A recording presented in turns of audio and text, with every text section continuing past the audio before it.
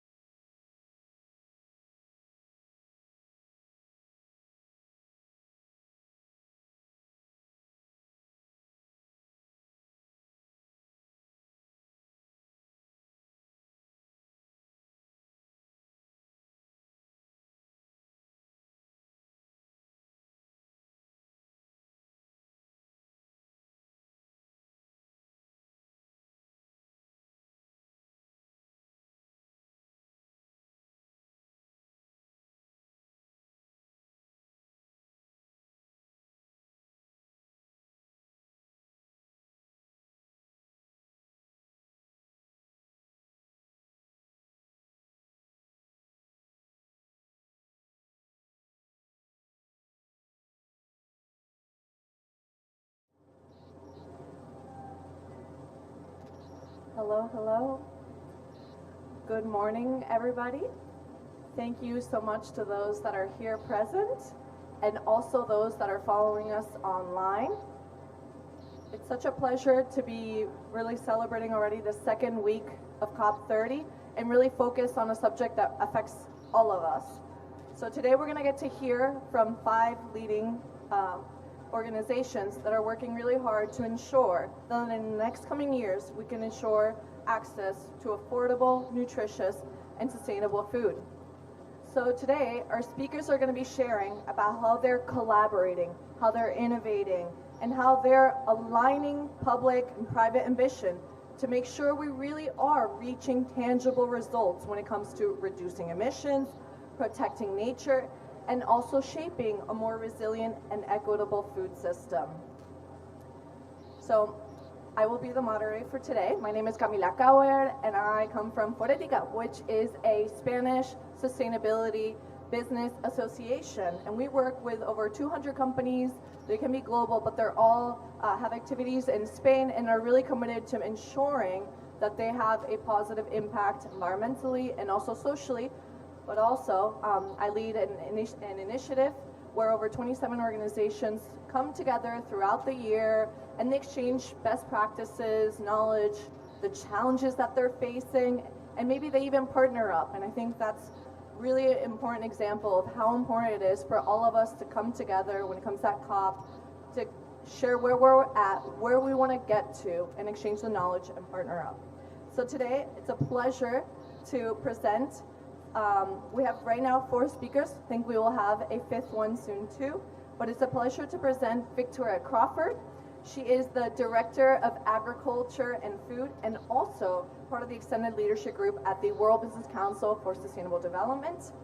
We also have Nathalie Alquier. She is the Chief Sustainability Officer at Danone. We also have Dara Karakolis. She is the Climate Engagement Manager at the World Benchmarking Alliance. And we also have the pleasure to have Gonzalo Munoz with us. He is the co-founder of Ambition Loop and also a UN climate change high-level champion from the COP25. Thank you so much to the 4 of you for being here with us. Very excited for this session. So, yes. So I'm going to start with Victoria.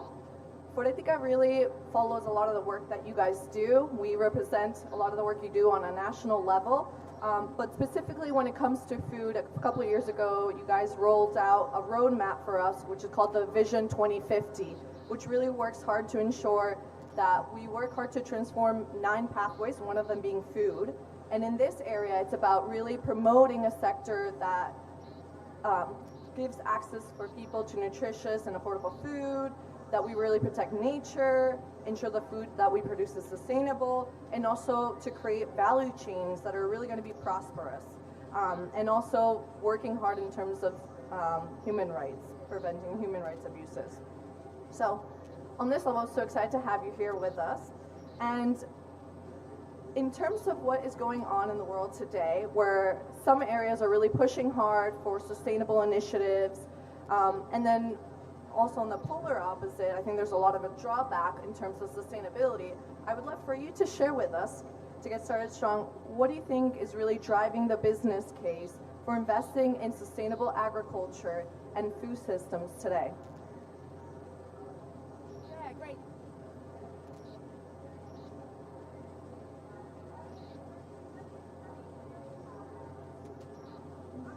Yeah, like that. Excellent.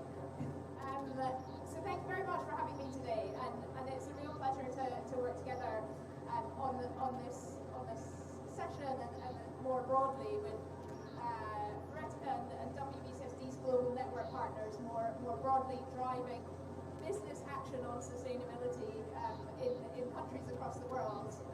Very complementary to the role that WBCSD plays at a global level.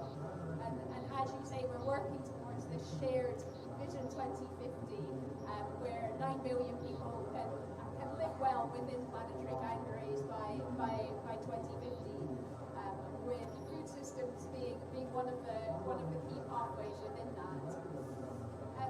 So on the question on what is driving business engagement on sustainable food systems and agriculture.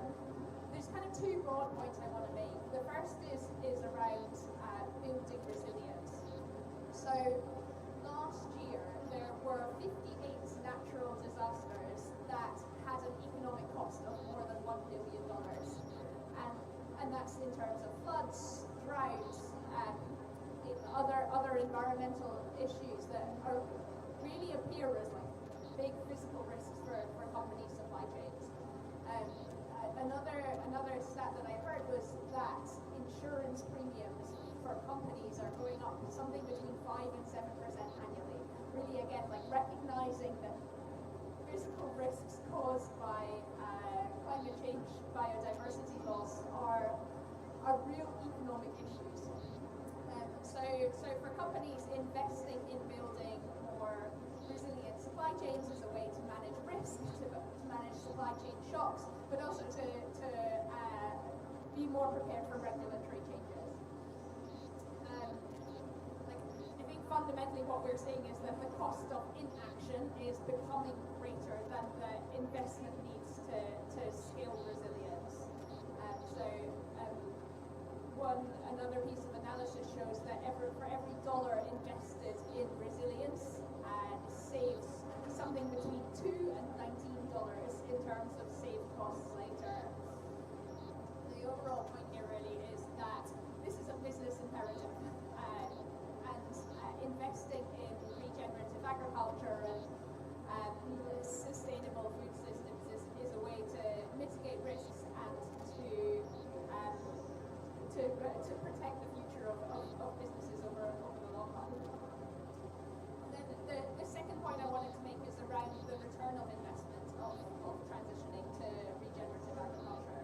So an analysis that we did as part of the OP2B coalition looked at the investments that farmers are making, surveying farmers in the US specifically into regenerative agriculture. And what it showed was that over a 3 to 5 year period, with increases in soil health and as they transition to regenerative agriculture, yields increased and incomes went up. So there's certainly a gap in this transition period where we really need to focus our efforts, but over the long run, we would expect improving soil health and building the resilience of our food systems to have a strong economic case and return on investment. Thank you so much, Victoria. Definitely very aligned with what you shared. We, from Foretica, I think about a month ago, or maybe 3 weeks ago, we published a guide in terms of developing climate transition plans, and we used one of those stats from CDP that said for every dollar you invest, I think it even reaches to around $20, right? For every dollar you invest, that's how much you're preventing a potential cost in the long term. And I think even in the World Muslim Council has its benchmarks, where it kind of shows what the pace is for companies preparing in terms of climate change. And I think it was showing how many executives say that it is more costly for them to not take action than to do it. So thank you so much for sharing. And now we're going to get to hear from a company from Danone that we already know has a global impact, and it really provides something so important for all of us, but that also understands it has the responsibility to decarbonize. Now, to be able to decarbonize, we know it's a bit of a challenge going beyond just scope 1, scope 2, but scope 3 is a lot more challenging, right? So we would love to hear from you if you could tell us, how is Danone tackling to decarbonize across its entire supply chain? So, yes, it works. Okay. So, first of all, thank you for giving me the occasion, the opportunity to talk about that. So, first of all, we do consider that our responsibility is really the full scope. So, for sure, we are progressing very fast on the Scope 1 and 2, we were decarbonizing more than 40% already in a few years. And we are planning to cut emissions in this scope very fast. But of course, the big challenge is to address the Scope 3, which in fact is more than 90% of the entire footprint. So of course we cannot be responsible if we do not address the scope 3. And so for that we were setting objectives. So first of all, objectives of carbon reduction, which is aligned with SBTI, so minus 30% by 2030. We are pretty much on our way. And for that, of course, we need to partner with our suppliers. And the first and foremost is the farmers themselves, because the majority of our footprint is in dairy, fresh milk collection. And here we have a direct contact either with farms themselves or cooperatives of the farmers. And we have big teams that are on the field and they can operate and work together with them. So for that, we have developed a set of, I would say, a set of best practices, and we support heavily the regenerative agriculture. We were committed to have 1/3 of our key ingredients, and especially milk, coming from RegAg. And by the way, we are ahead of that. So we are going to improve a bit our commitment on that. So RegAg, we know regenerative agriculture is among the practices that indeed is decarbonizing absolutely the case. But of course, there are quite a number of actions. What is important is we need to measure. For that, we really use tools, like for farms, we have Cool Farm tools. We report on that, and of course, then we ask other suppliers to bring information to us about that, and also to commit themselves on the pathway to reduction of carbon. And so in that, we use our I would say, our power, our global position, to really inspire also key suppliers to move along with us.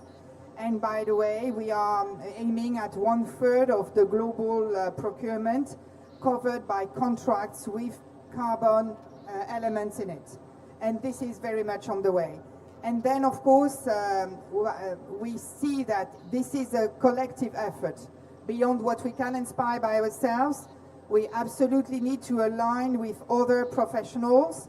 So that's why we are putting a lot of effort behind, I would say, coalitions. So one is WBCSD, absolutely, which is represented, OP2B, which is part of that, but also, you know, it can be at the dairy sector level, and it can be in different places regarding water, for instance, and so on and so forth. So collective action at the center, and what we want is to align with international world-class standards, so that we know that we measure against the right things and we promote the right practices all across. Great, thank you so much. Hello? Thank you so much for sharing. I think you've shown there are a lot of things we can do. Even though maybe it's not in our direct control, we can really partner up with our providers, with those that are really working on the ground to set a commitment together, to work with them to measure the progress. And I think even from the beginning you said about when we, you know, design those contracts, make sure there is that commitment that is written, that we're going to try to make that progress. So thank you so much. And before I continue to the next question, I do want to welcome Secretary Karen Ross. Thank you so much for joining us. She is the California Secretary of Food and Agriculture. It's such a pleasure to have you here. So I am going to go now to address the World Benchmarking Alliance. Dara, we also follow a lot of the work that you do. It's really helpful. We talk a lot about measurement to understand where we are at, and the World Benchmarking Alliance does a lot of that work. It really follows hundreds and thousands of companies that are leading globally in terms of business success, but you really measure in terms of what are they really doing with their social influence, what are they doing in terms of how they're impacting nature. So in terms of food, I believe you guys also have a benchmark. So I would love to hear from your latest assessment, where are companies currently falling short in the food systems transition? And maybe if you could also walk us through the key gaps that you're seeing, I think around regen agriculture, food loss and waste, protein diversification, and more. Yeah, thank you. Hello. Okay. Thank you, Camilla. And I'm just really happy to be on a panel that is so collaborative, because we've worked with many Ambition Loop, WBCSD, and Foretica often on these topics, so it's really great to see this kind of panel.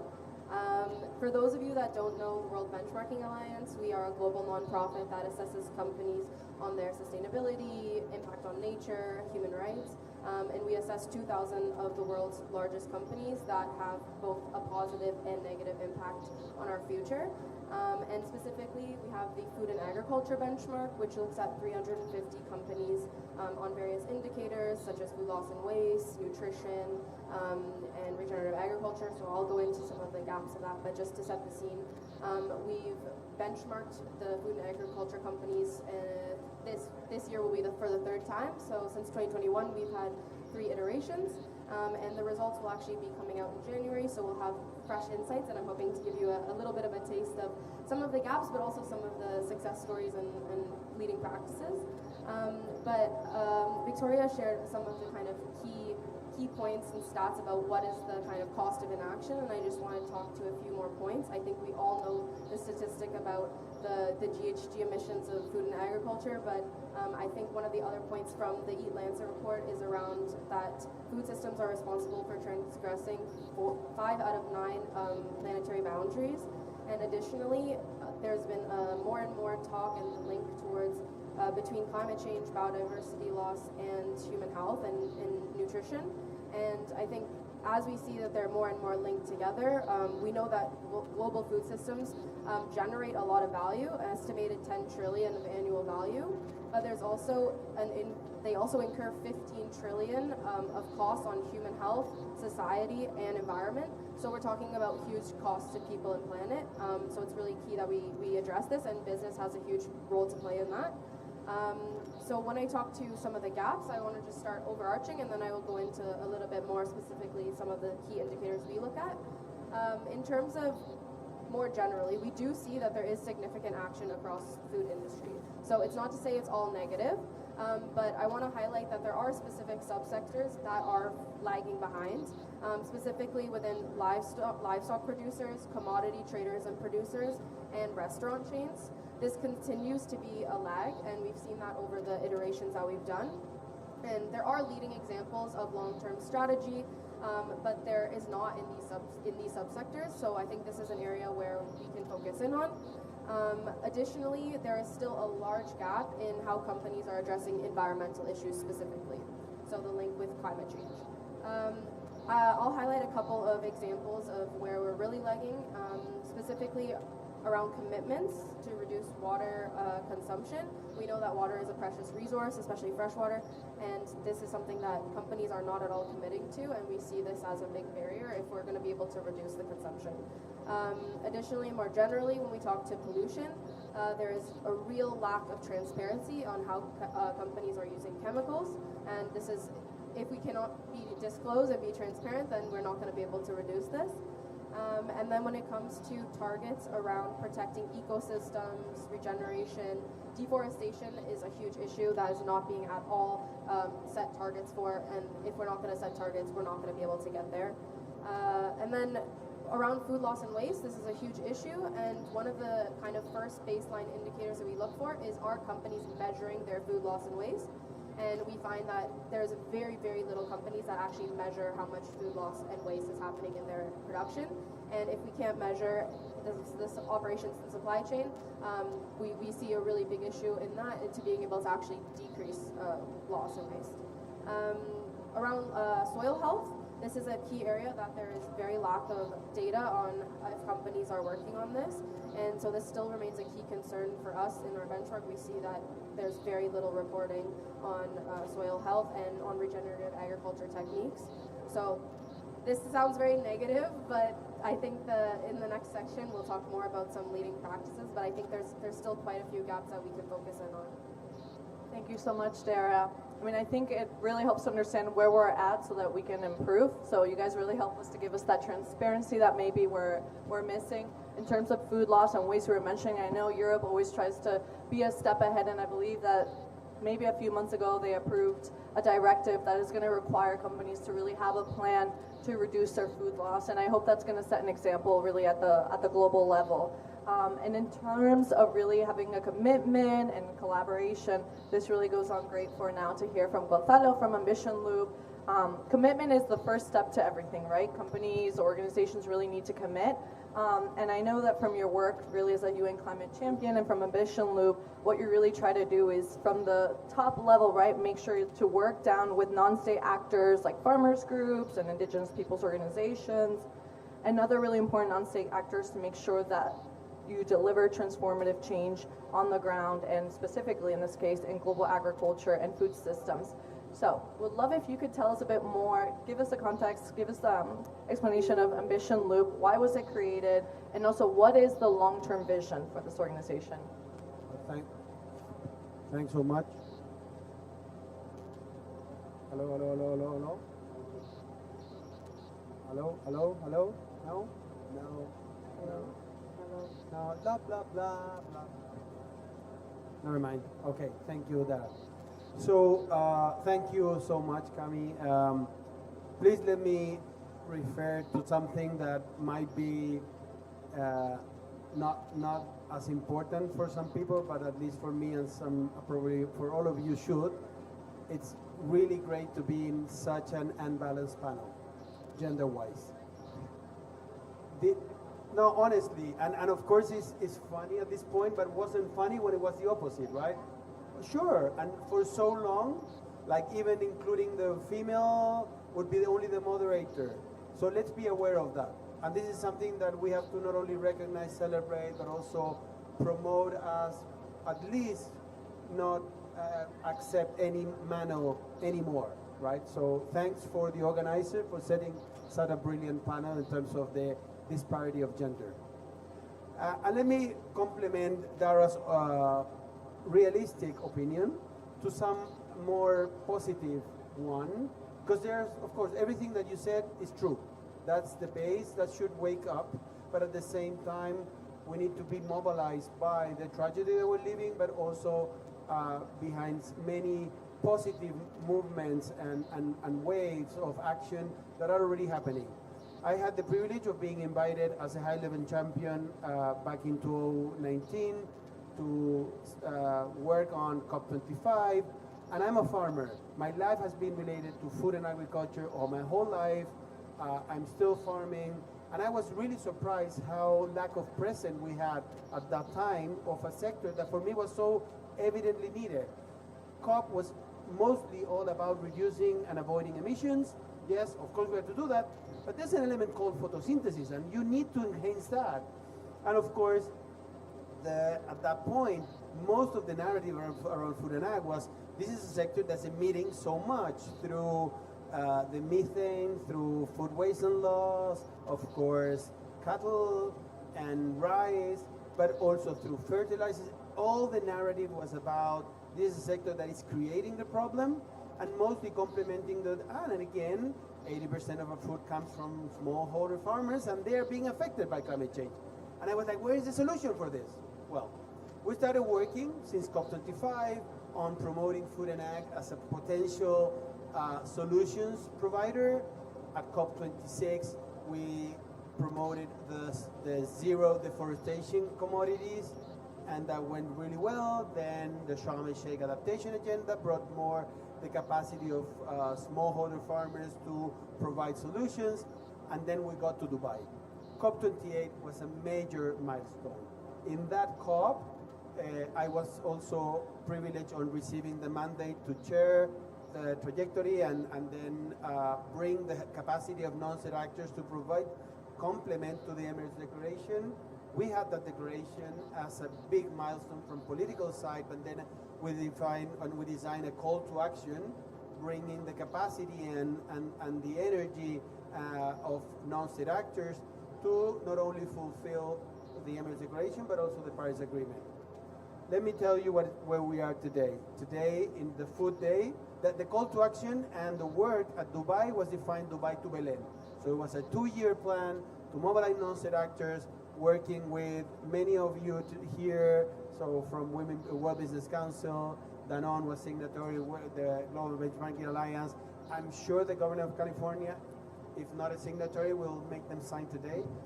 But many, as a nation, many initiatives in Spain. So what we did is we're landing that today, and it's important, therefore, to celebrate the commitment, determination, and collaboration that this food system call to action and the advisory board committee did, recognizing all that we have built together along the way. So what we have achieved, over 330 organizations from all regions of the world endorsed that call to action, supporting, of course, the Emirates Declaration and saying, yes, we are not only we're in the front line of the climate crisis, but we're here to support with our solutions.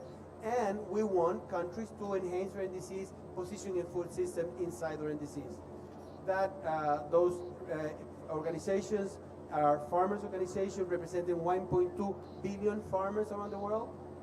That includes some national governments representing 2.2 billion residents, businesses along the agri-food value chain with around $1 trillion in revenue, and 150 civil society and philanthropic organizations, with 1/3 of them headquartered in emerging and developing countries, operating in all regions of the world. That is part of what this call to action developed in 2 years, showcasing to the leaders of the world the negotiations that, yes, food systems and agriculture system transformation need to remain as part of the solution. So this strong, broad-based support has elevated food systems into global climate discussions. We now have not only the elements, the Coronivia and the Sharm el-Sheikh elements in the discussion, but if you analyze the 6 axes of the new action agenda for this COP and the future COPs, the third one of them is food and agriculture system transformation. Those 4 words mean so much for this community, means so much for communities outside of the climate discussion, and should mean a lot for the climate discussion moving ahead. It is a testimony to our continued collective efforts that the key messages we co-developed have been integrated into many initiatives and efforts. Importantly, they shaped the COP30 action agenda as one of the 6 presidency priorities. We have also have a holistic set of 16 plans to accelerate solutions across this Axis 3. You will see during today and tomorrow some of them being very much present in different discussions, and we are already working with the potential COP31 presidencies. We're in the middle of the discussion there, but also COP32 in Ethiopia and potentially COP33 in India. So this 2-year journey represents a real implementation progress, moving from advocacy to concrete solutions and integrated action. So as planned, we consider this is the right moment to sunset the food system call to action and the advisory committee, and to move our focus and attention to taking forward the work and solutions being carried forward under the broader action agenda. So the call to action website, you can see, you can watch it, will remain alive, with a note indicating that the initiative is now integrated into the action agenda formally from the process, connected to the delegations and the negotiations, continuing to support food system transformation for people, nature, and climate. Post-COP30, we will upload what comes, and as I said, we're coordinating with the next incoming presidency to be determined in order to have a next 2-year or 3-year cycle toward COP33, where all of us will be invited, and we hope to work with you very strongly. Thank you so much. Thank you so much, Gonzalo, to share with us a positive narrative too of what collaboration can really produce. How we also need a coordinated effort, right? We don't just come to COP, share the challenges, but once we move on from COP, we have to go back to our countries and how do we work on a collaborative effort? So these types of actions are super important. So thank you so much, Gonzalo. And now it's a pleasure to address Secretary Ross. It's very exciting to have you here. I think we're all excited. I think before COP, we were all wondering, is the U.S. going to have some representation at COP or not? So thank you so much for showing us. California is always leading the way when it comes to sustainability. So have to ask, despite all the political kind of pushback, really, where the country's not really prioritizing environment or maybe social initiatives, we'd love to hear from you. Why is California investing in a more sustainable food system? Because we have to, it's an imperative, morally, economically, and environmentally. It's such an honor to be here to share this panel. I'm learning so much from all the panelists that I've participated with, and I'm especially excited about this one, so thank you for organizing it. In California, we have a beautiful, very large state. We have 40 million residents, so we're the most urbanized and the highest populated state. We're the #1 agricultural state by far over all of the other states in our production, which is really about our #1 ag value commodity is from the dairy sector, so they're very important to us. But they're also part of our circular economy with all of the food waste that can be turned into feed for that, but also how they've leaned into one of our mandates that I'm going to talk about. But other things that we have to protect is our very long and gorgeous coastline and sea level rise. We have to protect our beautiful mountains and all the bioregions that we have as a biodiversity hotspot, and one of the few Mediterranean climates that can grow the specialty crops that we do. We're the largest shipper of tree nuts and fruits and vegetables across the United States, and some of that goes into the world. So we have a lot to protect, which means we also have a big responsibility. So starting in a very bipartisan way, we established our cap and trade program when Arnold Schwarzenegger was governor on a bipartisan vote. And it's very important to recognize the debate that went on with that and why that was set up the way that it was. It was about putting caps on the highest emitters, which were the heavy industry, the energy sector, and it even swept in some of our largest food processors, and especially those food processors that are year-round food processors, which makes a difference on the capital investment that they have available to invest in the new technologies. They're able to go to the carbon market, which we share with Quebec, and buy those credits, and the funding, the tens of billions of dollars that have been generated, have been reinvested in our transition to a carbon neutral economy by the year 2045. And thus far, we're on track to reach that. We're surpassed our goals of being 100% renewable electricity by the year 2045 already. And we have a very significant mandate that few others have in statute, which is to reduce livestock methane emissions by 40% below 2013 levels by 2030, which is just around the corner. So I want to talk specifically about that one because methane is so critical.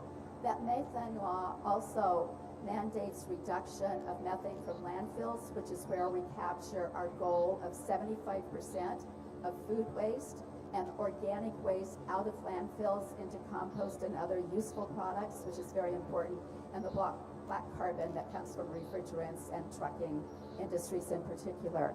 Our dairy farmers worked with us to make this the most practical application possible with a great deal of fear and intrepidation because they knew there would be cost to a very volatile, seasonal type of market.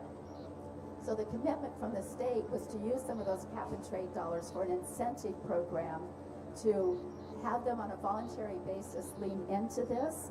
Dairy digesters, because of the dairy systems that we have, many are large scale, but we also have many small ones, is all about capturing that methane and in biodigesters being able to turn that into renewable electricity, whether and not just electricity, but energy generally, renewable natural gas, which can be a transportation fuel in our transition to electrifying heavy-duty equipment, but also hydrogen. We have our first dairy that's now going fuel cell to hydrogen, charging city buses for the city of Fresno.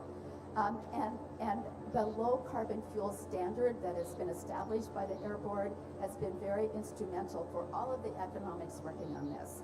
So we have over 200 projects on the ground doing dairy digesters, and we also have alternative manure management projects, almost 200 of those on the ground.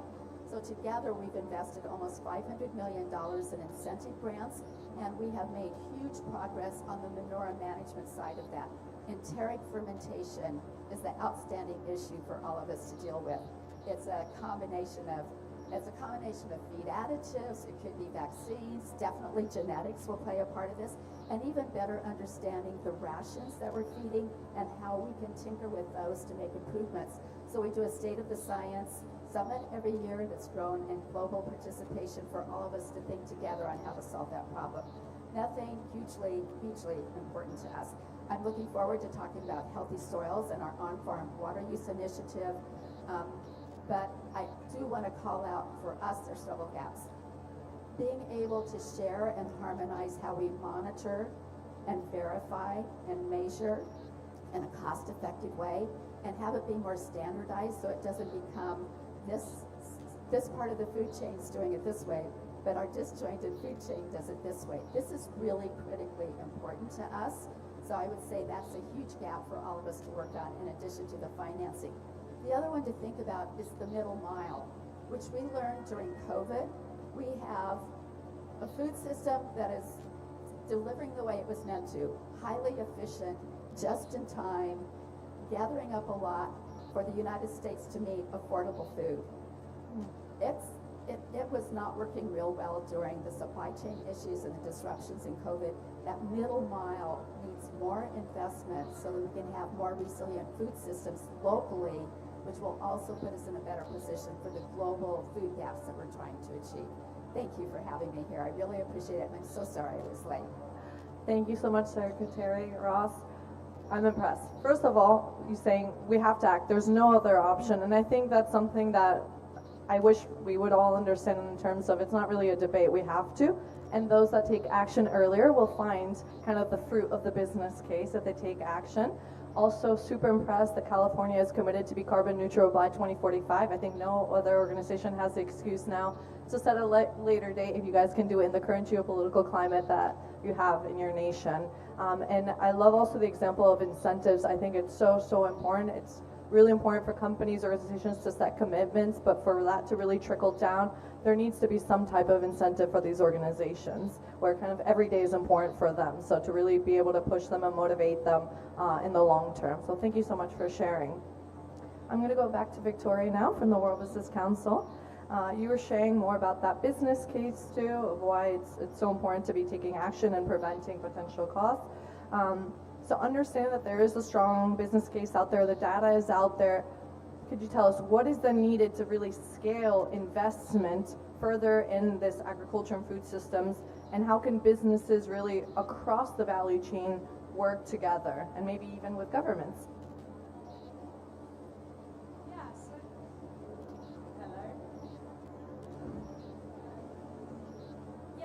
So we're definitely seeing action from business across multiple geographies across the world, but also a big need, as you're saying, to scale up investments and really get efforts to stand up to the level of the challenge that we're facing. Just a couple of framing pieces. One is from the OP2B coalition, which is focused primarily in Europe. OP2B, we've identified that there's something between 2 and 6% of the finance needed for the conversion to regenerative agriculture actually flowing already. So really needing a big scale up. Across different geographies, there's 3 levers where we're seeing gaps. The first is around MRV systems.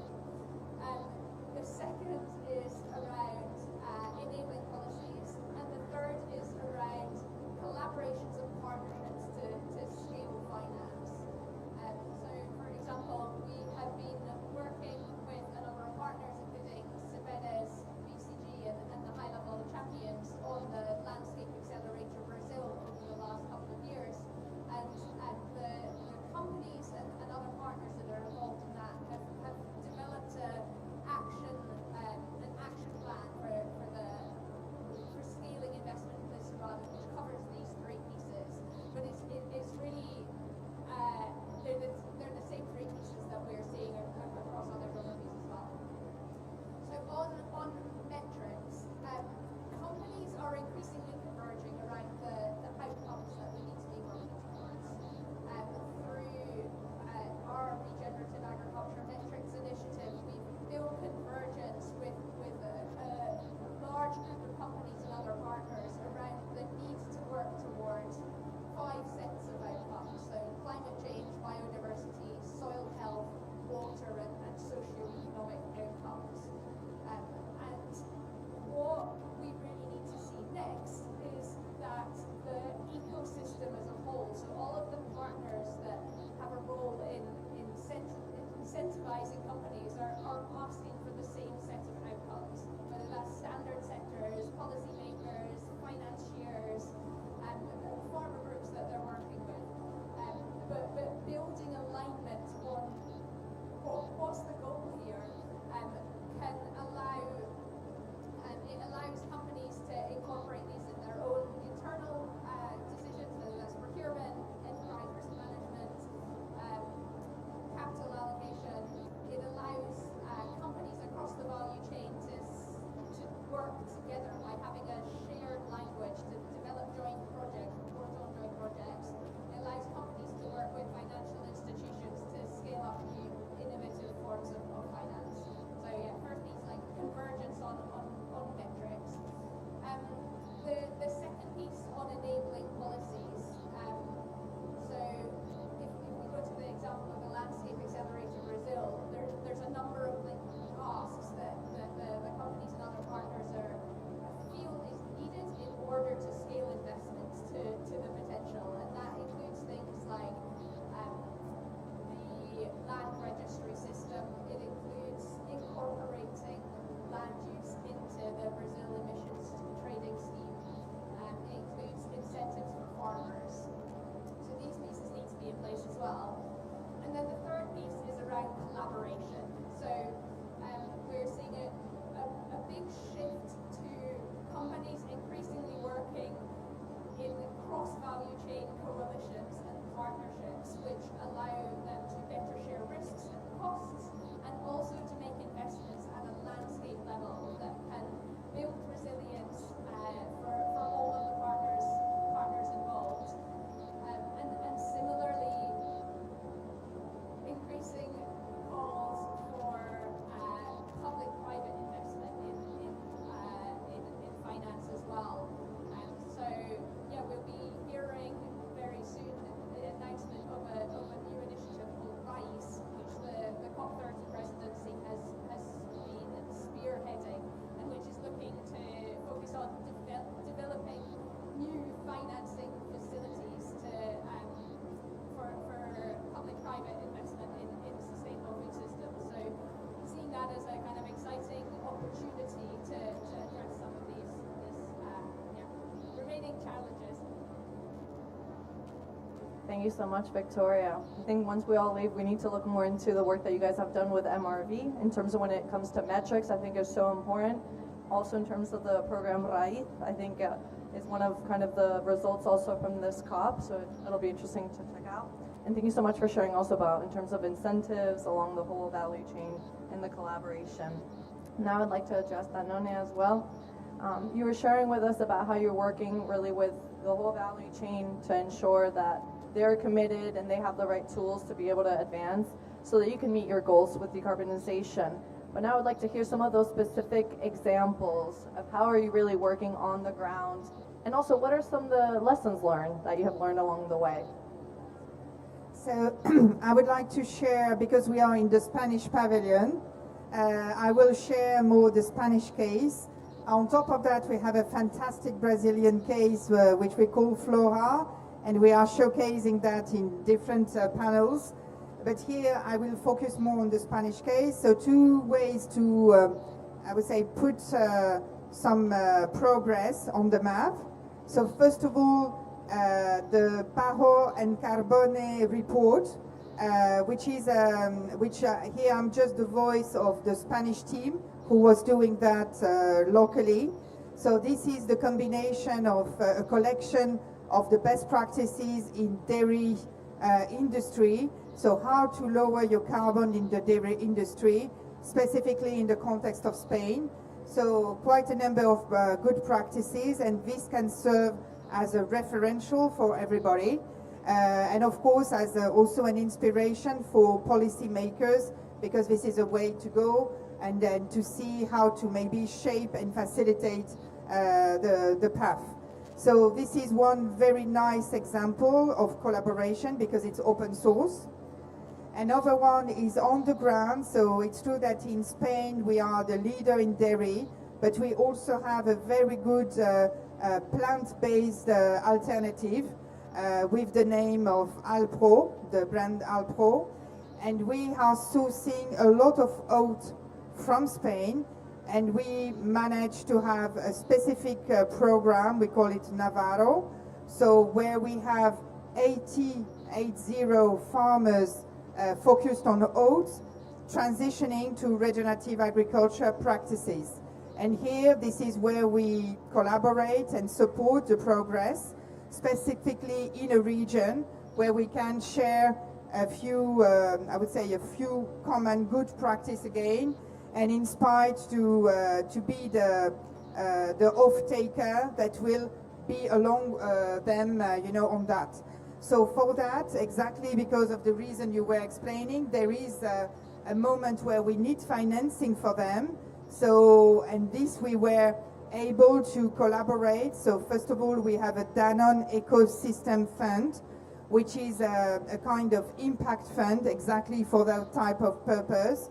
And we combine that in a blended finance mode with some local funding of some subsidies, and all together that allows the farmer to go through the curve of transitioning and then hopefully in the end have a better situation.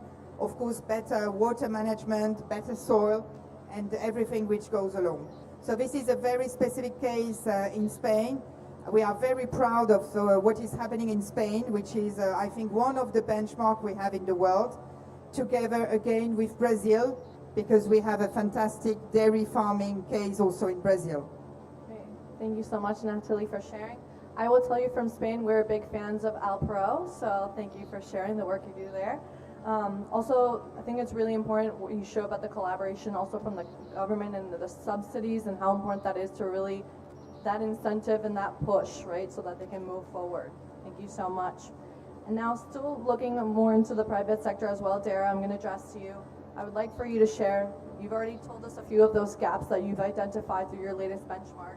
If you can now share with us, then what do the companies need to do? What are those important steps companies need to do to close that gap? And maybe if you could also share with us some of those leading examples. I promise I'll be positive now, okay?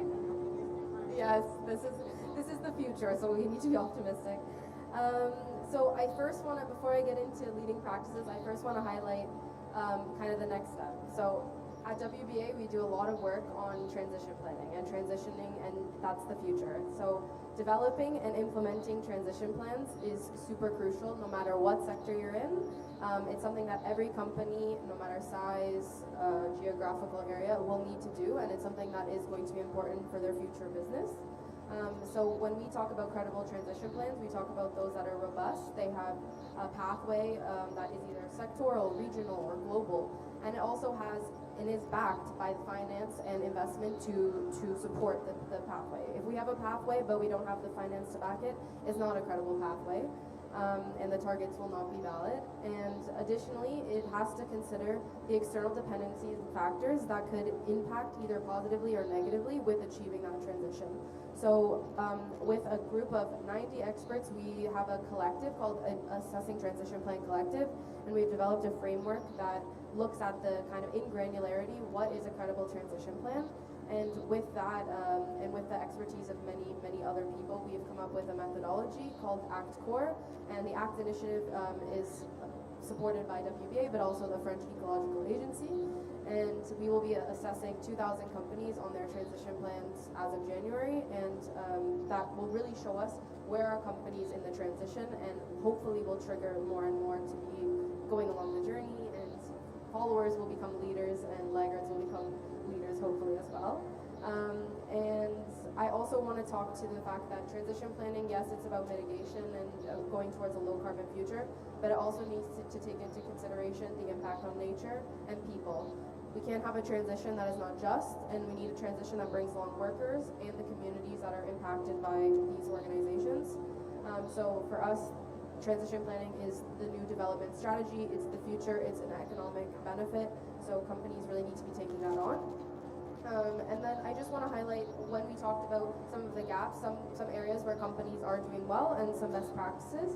Unilever is a company that performs well on our benchmark and has for the last couple of years, and they are committed to eliminating deforestation in their supply chain and also restoring and protecting ecosystems by 2030. And to back that, they also have the plan to implement regenerative agriculture in 1 million hectares of land. So again, they have the target, but they also have kind of the action to do that. Nomad Food is a leader in measuring and reporting food loss and waste. I remember in my gaps, I said that reporting and measuring is something that's very crucial to be able to actually reduce food loss and waste. So they're a really strong example of having that target that is also being tracked. Sainsbury and Tesco is, when we talked about the alternative protein, they also have targets to increase their portfolio of plant-based or alternative proteins. So that's really something that's really crucial, and I know a lot of companies are working on. And I do want to highlight Danone because you are a leader and also perform very well on our benchmark. But I wanted to highlight your targets on nutrition because I think it's a topic that is not always highlighted in climate conferences and fora, but it's very crucial, and you are one of the leading organizations have most ambitious targets in increasing the proportion of healthy products within your portfolio, so we really applaud that. And lastly, a Spanish company, I think they also had some on the panel yesterday around nature, Nueva Pesca Nova, sorry. They are committed to sourcing 100% sustainable raw materials by 2030. So again, another example of a company that's leading. And I think what we want to do the most is highlight when companies are leading so that others can transition as well. And lastly, I want to talk outside of companies, because I've talked a lot about the private sector, but I think we also need to have a collective effort as us that are assessing, those that collect data and standards. We need to come up with a lot of clarity on what is our expectation for business. This is something that will help them transform. And additionally, government, investors, to also make credible transition planning the norm and not the expectation. It should not be a tick box exercise, but something that is beneficial for them as a company. So it's a collective effort, and that's why I'm really happy this panel has a little bit of everybody to drive this forward. Okay, thank you so much, Dara, for sharing. Thank you for sharing some examples. I think that it serves a lot to be able to show how are companies leading, what are they doing, right? Seeing those real examples. You also talked a lot about the transition plans, and I wanted to highlight that. That's something Forética really was working on. We have a cluster called the Cluster for Climate Change, where 70 companies from diverse sectors get together to exchange best practice and knowledge. And this last year, we really focused on understanding what is a climate transition plan. I think there's not really a set definition, but I think a lot of leading organizations have been working on it, have been doing publications. You guys have been doing that. And you guys have been such a support, because in this past year, I know one of your colleagues, Romain, he was in one of our private meetings where these companies got together, and he shared kind of what was that criteria to ensure these transition plans are really robust and credible.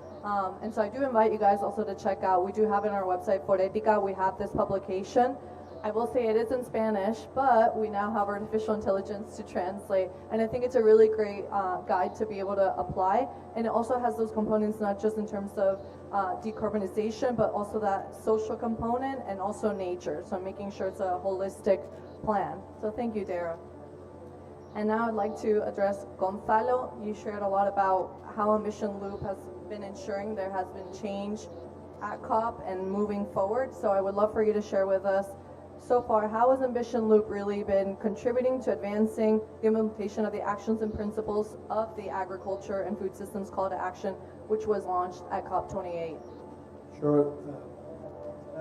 The element that we are also working on, besides leading this call to action and the whole of the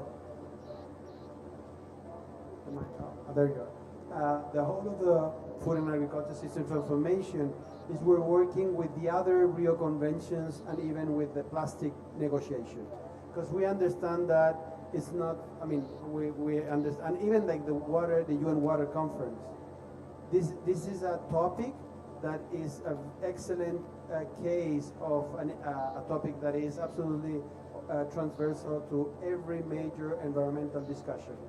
So when it comes to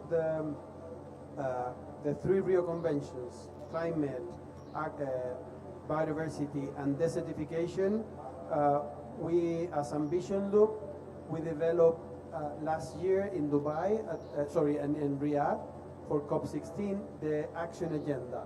And that meant that in a convention where you had, of course, a very vibrant community of stakeholders, there were no particular elements embedded in the process for them to propose capacity of implementing the goals of the convention.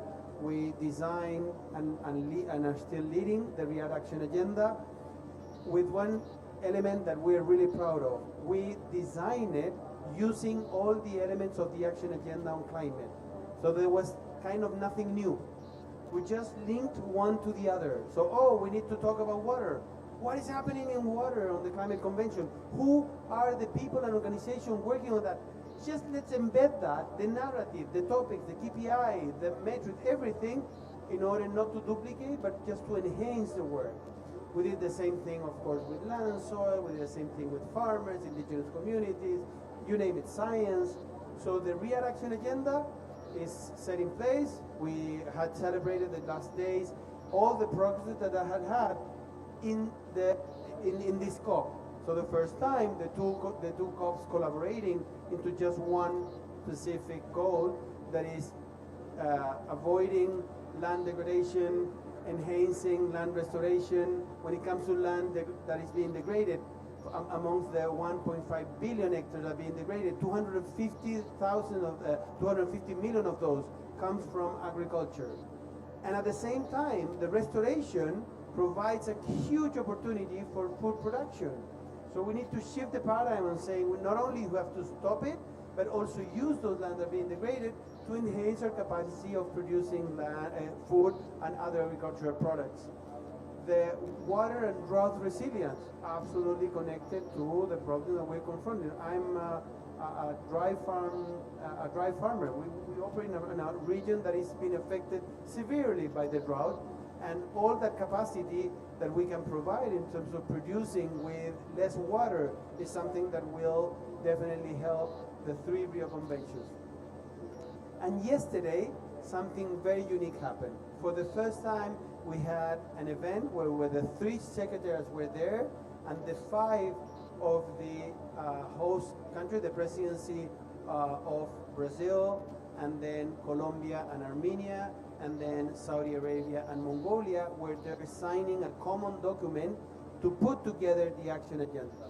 That secretariat has been hosted by Ambition Law.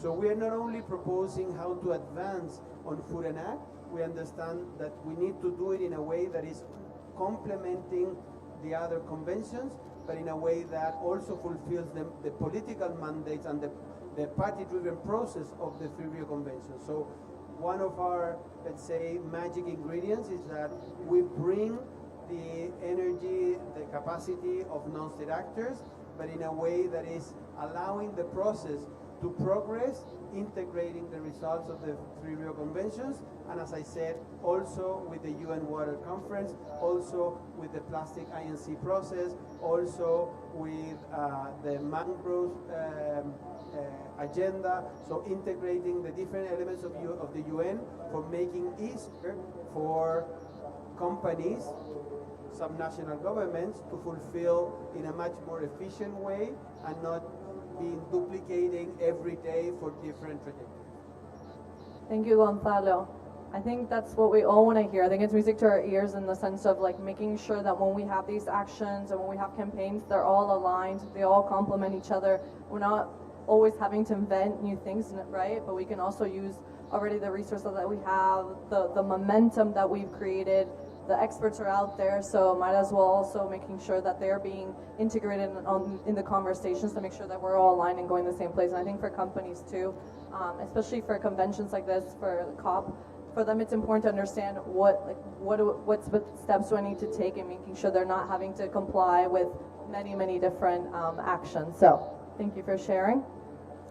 And now I'd like to address Secretary Ross. You were sharing also about, what California is doing, and I think you already shared with us many impressive initiatives, but I wanted to give you also, if you wanted to share with us a couple of key initiatives really that you'd like to focus on. Only a couple. Darn. I know we're running out of time. Well, I really do want to talk. I've already talked about methane, so I'm going to set that aside. I'm going to talk about our nature-based solutions and what we have put into our scoping plan as the targets to achieve by 2045.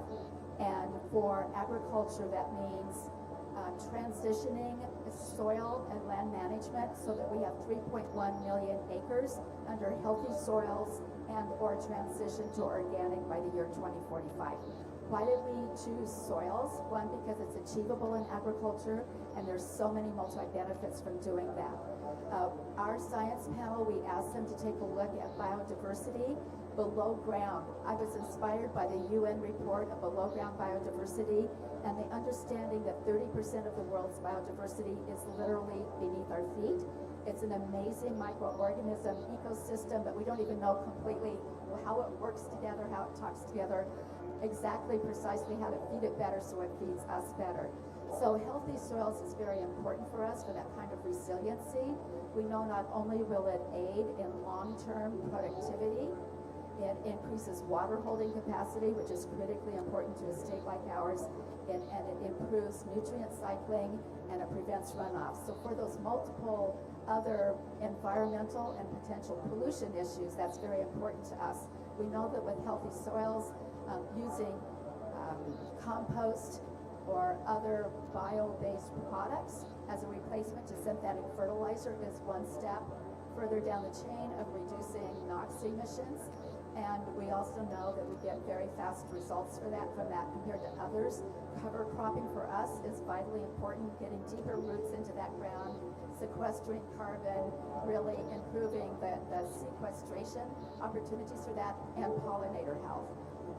One of our most popular incentives is planting hedgerows because farmers love to see the critters back on the land, and it's also important for pollinators. So for us, healthy soils was like a no-brainer to be able to incentivize and measure and encourage, and our program is oversubscribed by 400%. We've been able to invest about $160 million in that. The practices are on 2,300 different farm projects, covering the equivalent of 74,000 hectares. What's significant to note is what we've been able to invest thus far, and to reach our target by 2045 would mean about an investment in US dollars of $60 million a year to continue to incentivize. It's important that we target our smallest, historically underserved BIPOC farmers. The vast majority of our farms are small, and they're struggling to make a living, let alone be a part of a healthy local economy. So we've really targeted with technical assistance in a significant way, $40 million, so that we have partners that are seamlessly providing assistance so every farmer knows what the practices would be, as well as the assistance to apply for any grant to help them de-risk their transition to those practices. Our on-farm water use efficiency one is also vitally important because water is fundamental to our ability to continue to feed ourselves.